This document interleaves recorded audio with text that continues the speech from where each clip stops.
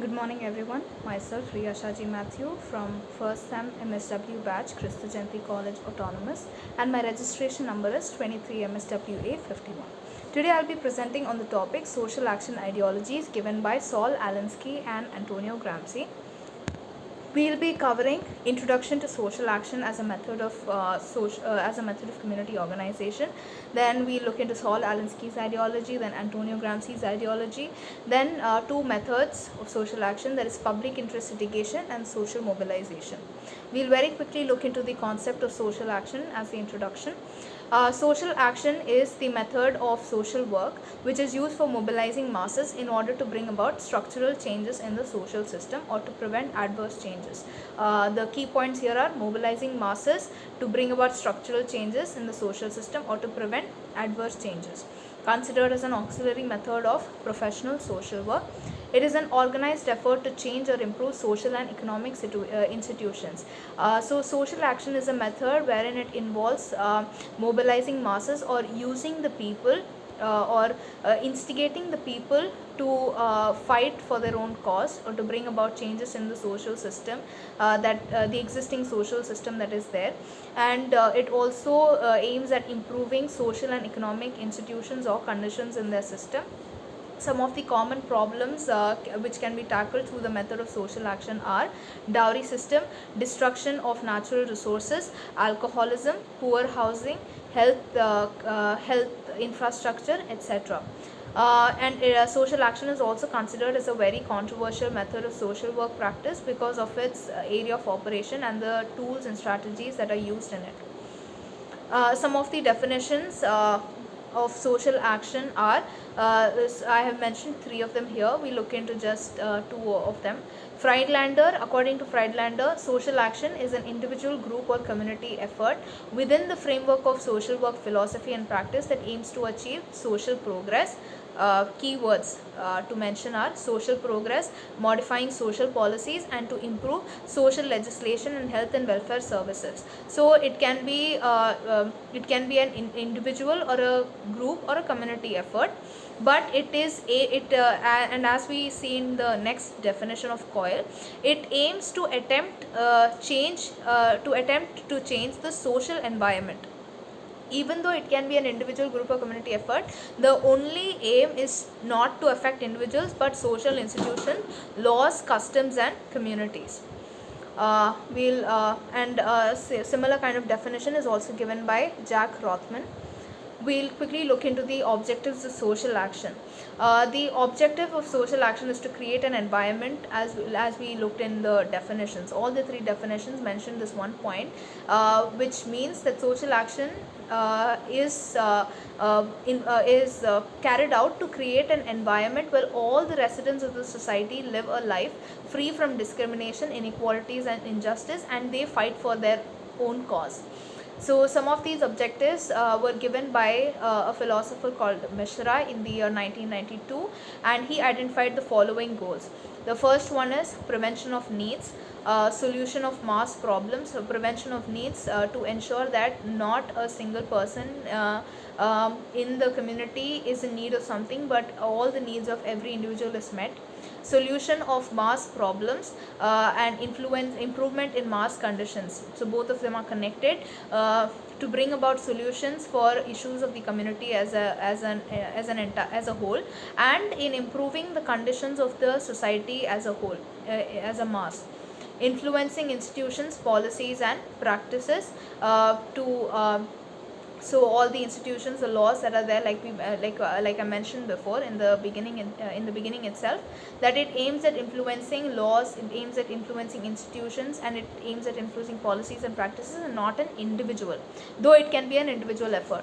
Then the next point is introduction of new mechanisms or programs, redistribution of power and resources, decision making, effect on thought and action structure, improvement in health, education and welfare. So these are some of the objectives of social action.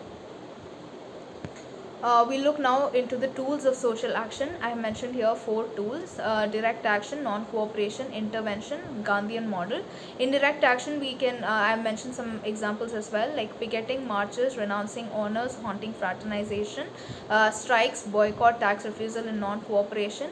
Intervention, sit-ins, reversal strikes, obstruction, Gandhian model, samrachana, reconstruction, satyagraha, ahimsa, non-violence. So I will be mentioning 2 recent examples that we have seen in the current scenario. In renouncing honors, we can see the example of the Olympic boxers who renounced their medals and their trophies, the honors that were given to them, in order to agitate against the government. And the second strike or sit-in that we can see is of the farmers who are agitating against the 3 farm laws, as they were camping on the borders of Delhi to abolish those 3 farm laws.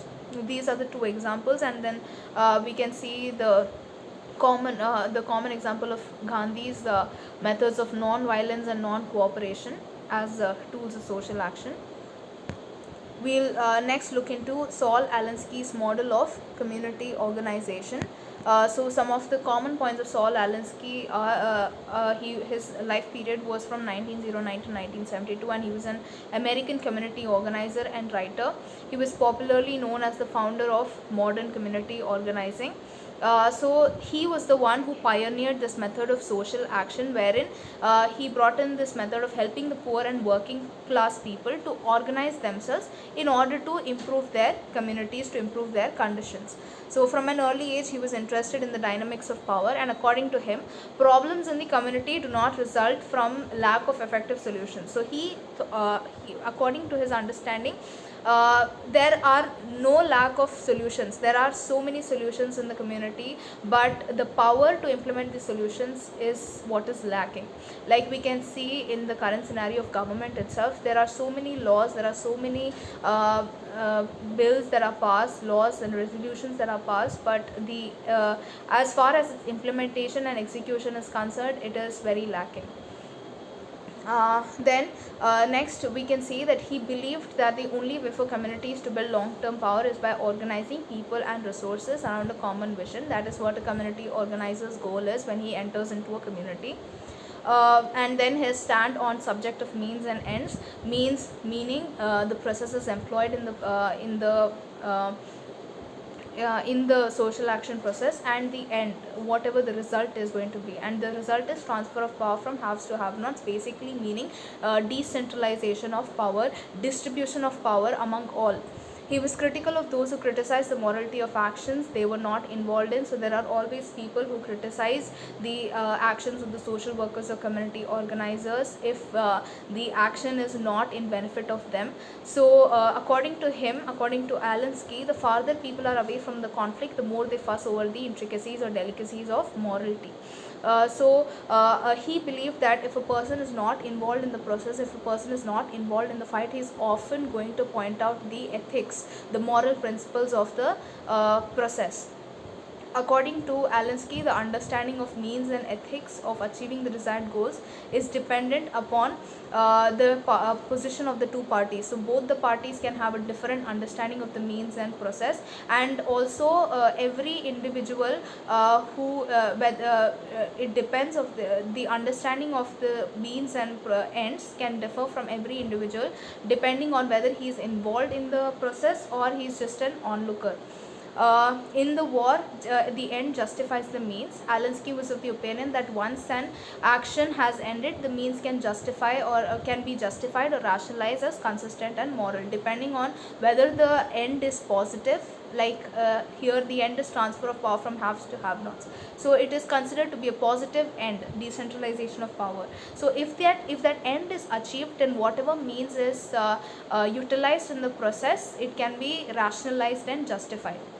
So he used the example of Mahatma Gandhi and his passive resistance strategy. Next, we'll look into the principles of Alinsky's model of community organization practice. There are around 10 principles. So the principles are: a community organizer does not have a fixed or predetermined set of objectives to initiate work.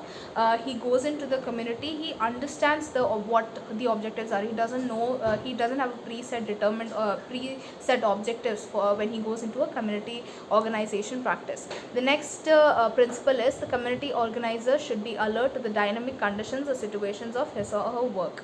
Basically, he should be aware of the changes that can happen in the community or his society. He or she must be strong, flexible, and adaptable to shifting political circumstances. This is related to the second principle. He needs to be prepared. Whatever changes happen, he needs to be prepared, and he needs to be sensitive of the actions that can go into it and the reactions, possible reactions that can be received. The fourth principle is he or she views the issue of means and ends in practical and strategic terms. The community organizer needs to be practical and rational when he deals with the issue of means and ends.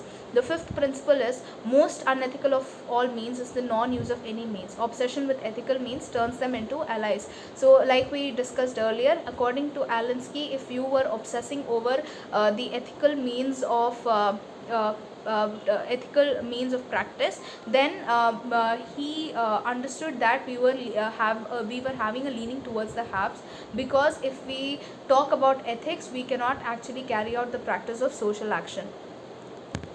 The other 5 principles are: a community organizer lives and dreams of only one thing, and that is building mass power, including mass power. So a community organizer's goal is to build up the mass to fight for their own cause.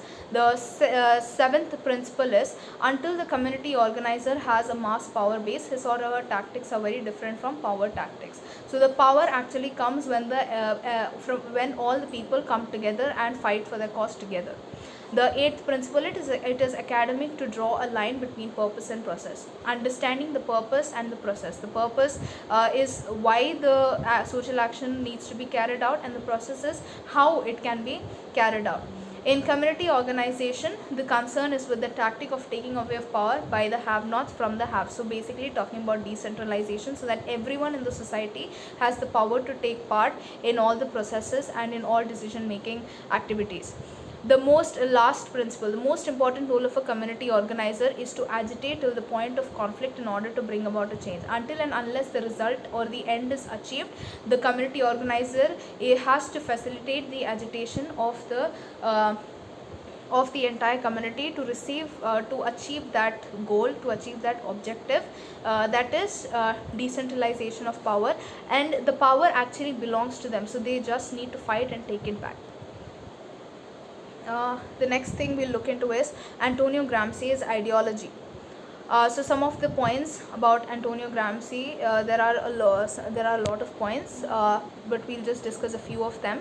Antonio Gramsci and his life period was from 1891 to 1937. He is considered as a Marxist theorist of cultural and political domination in developed capitalism, and he had a career of a radical journalist and revolutionary organizer, wherein he aimed at bringing radical changes in the society.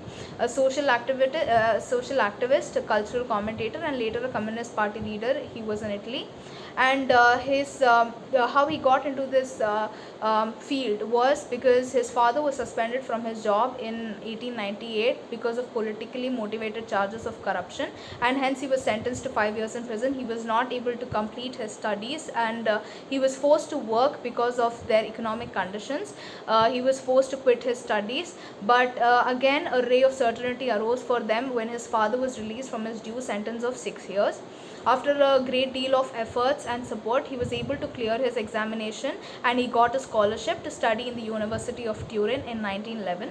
And this is where a turning point came in his life. When he traveled to Turin, he faced a lot of brutal truths in the society. He saw how the people, impoverished people, were suffering in the society, and this is when he started to work for the cause of poor peasants. I've mentioned the points here, so you can take a look at that. Now we'll be looking at his contributions. He abandoned his university studies in 1915 and he became a full-time journalist and socialist activist. He joined the Italian Socialist Party in 1913 and he aligned himself with the unyielding revolutionary faction in the PSI party. He urged the party to pursue maximalist programs of radical transformation. He made various efforts to organize a local proletarian cultural association. This is where his contribution can be seen in the area of social action or community organization. He organized an association of working class and facilitated them to stir up a political and economic struggle and get it into a general revolutionary project. And he developed his own theories to help eradicate a lot of important issues of his time in this manner itself. And one of his most influential theory is the cultural hegemony, wherein he believed that equal emphasis on politics as well as culture can lead to a revolutionary change, and he didn't believe in economic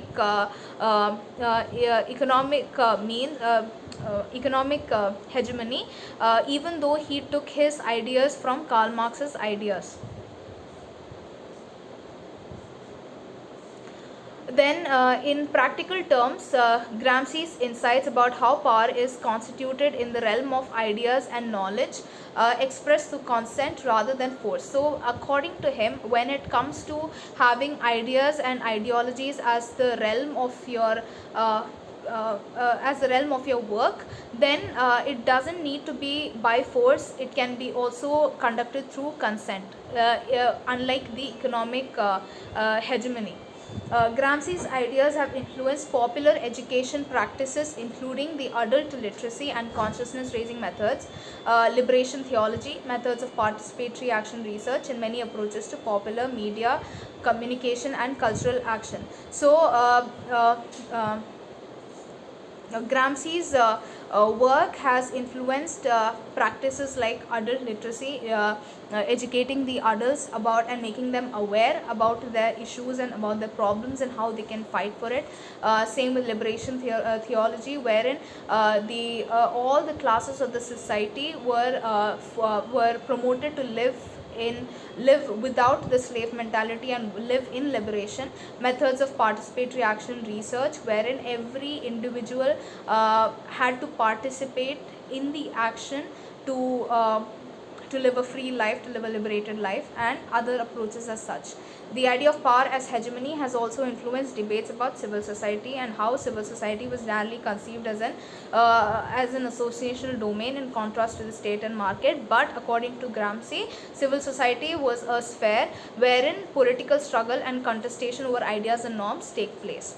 Gramsci focuses on the superstructure in this theory, and the superstructure is the ideologies and consciousness, and the ideologies and consciousness pave the way for a progressive civil society. Basically, it talks about educating the people and making them aware. The next topic is public interest litigation. And we look into it very quickly.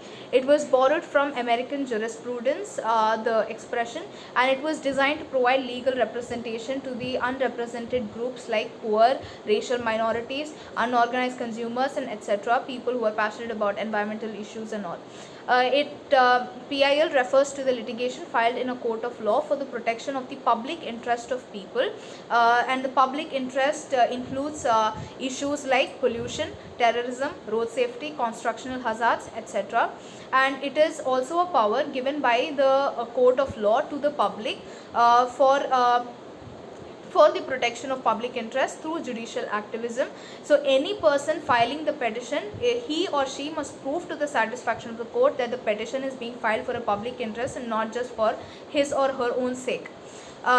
Some of the examples that can be included in PIL list is it can be filed on bonded labor matters, neglected children, non-payment of minimum wages to workers, exploitation of casual workers, or atrocities on women, etc. The other examples are mentioned there.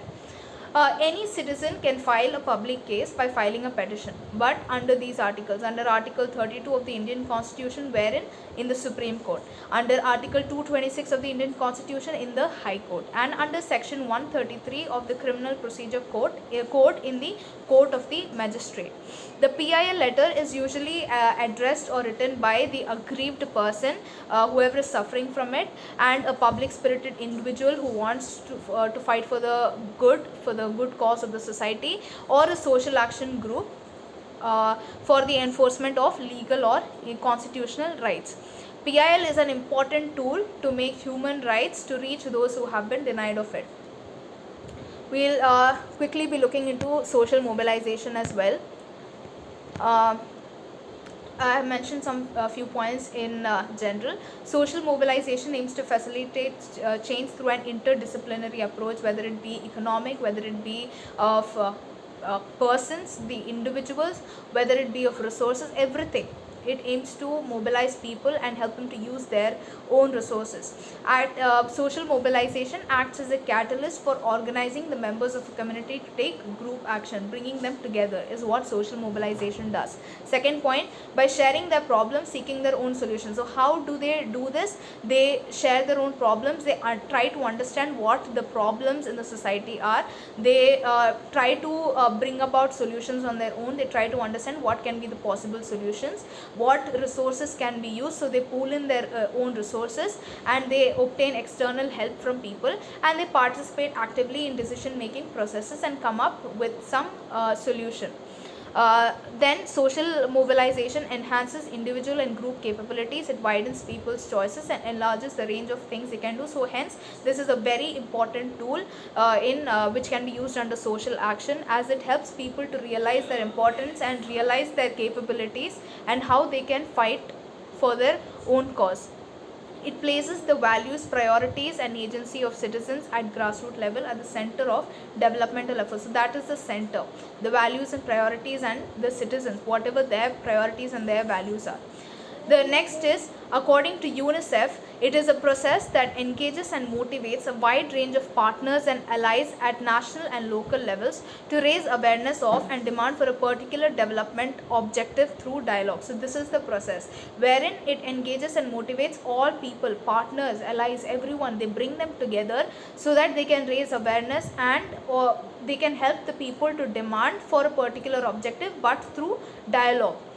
Then the next definition, according to Rogers, T and Goldstein, NJ, is social mobilization is the effort to gather many people to perform their behaviors that improve a net cost in each individual. So each individual who complies and provides trivial collective benefit unless performed by a large number of individuals. When a large number of individuals work together for a same cause, for a particular cause, the benefit is going to be radical, is what Rogers, T and Goldstein, NJ said.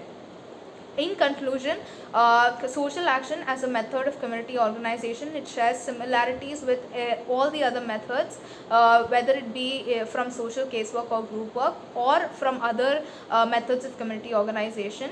It shares similarities and it also makes use of all those methods at different and various stages of social action. Social action is considered to be a step forward to community organization. Public interest litigation and social mobilization are methods of community organization. PIL ensures justice to all and promotes the welfare of people. It aims to bring human rights to all people who are denied of it. Social mobilization, very important tool in community organization, helps the organizer to facilitate people to mobilize their own resources to find out their own solutions for their own problems. Social workers utilize skills of other methods of social work in the process of social action, and hence we conclude our topic. I thank you for listening patiently to my presentation. I specifically want to thank Bijayalakshmi Ma'am for this opportunity, for letting me present on this topic, and I took references from various websites, from IGNOU notes and from few presentations. I'll be mentioning those references to you in very quickly. From revised sociology, from the website of e-pathshala, and Stanford encyclopaedia of philosophy, and the common notes for IGNOU notes. So thank you everyone for listening to me patiently.